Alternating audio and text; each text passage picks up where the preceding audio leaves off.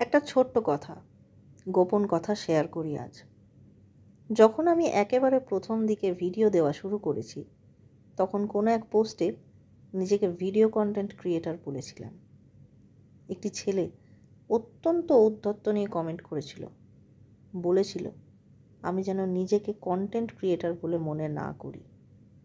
কথাটা খুব কষ্ট দিয়েছিল সেদিন। আজ যখন কিছুটা পথ এগিয়েছি, আমার অফিসিয়াল ফেসবুক পেজে ফলোয়ার সংখ্যা প্রায় 6 লাখ, তখন মনে হয় ছেলেটার সাথে একবার কথা বলি। ঝগড়া করব বা তাকে কথা শোনাবো বলে নয়, ইচ্ছে করে তার হাত দুটো ধরে বলি, ভাই, ভাগ্যিস তুমি আমায় সেদিন ওভাবে বলেছিলে। ওভাবে না বললে নিজেকে প্রমাণ করার জেদটা চাপতই না হয়তো। ইউটিউবে ভিডিও দিতাম না আমি, এখন সেটাও শুরু করেছি।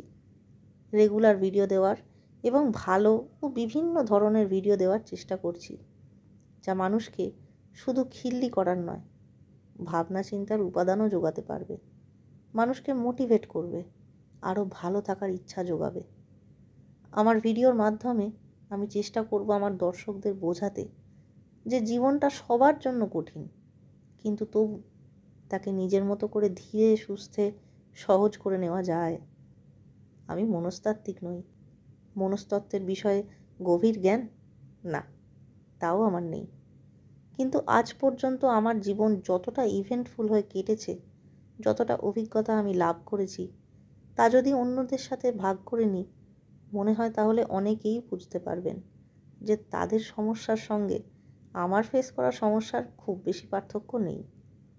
আমি চাই যারা আমার মতো সাধারণ ঘরের এবং স্কুল কলেজে নিজেদের ইঁদুর দৌড়ে সব সময় পিছনের সারিতেই আবিষ্কার করেছে, তারা যেন জীবনে বেঁচে থাকার দৌড়ে নিজেদের সামনের সারিতে আবিষ্কার করতে পারে। আমার ইউটিউব চ্যানেল আসলে এবার হয়ে উঠবে সাধারণের চ্যানেল। হাসির ভিডিও তো থাকবেই, তার পাশাপাশি থাকবে সেই সব ভিডিও যা বোঝাবে আমি যদি পারি, নিজেকে সাধারণ ভেবে হাল ছেড়ে দেওয়া প্রত্যেকটা মানুষও পারবেই নিজেকে বিশেষভাবে খুঁজে নিতে। আমার ইউটিউব চ্যানেলের নাম ঝিলাম গুপ্তা অরিজিনাল। চ্যানেলটা অবশ্যই সাবস্ক্রাইব করে রাখুন। কথা দিচ্ছি, মোটিভেশন আর লাইফ টিপসের নামে ভারী ভারী প্রবচন দিয়ে আপনাদের কাউকে বোর করব না।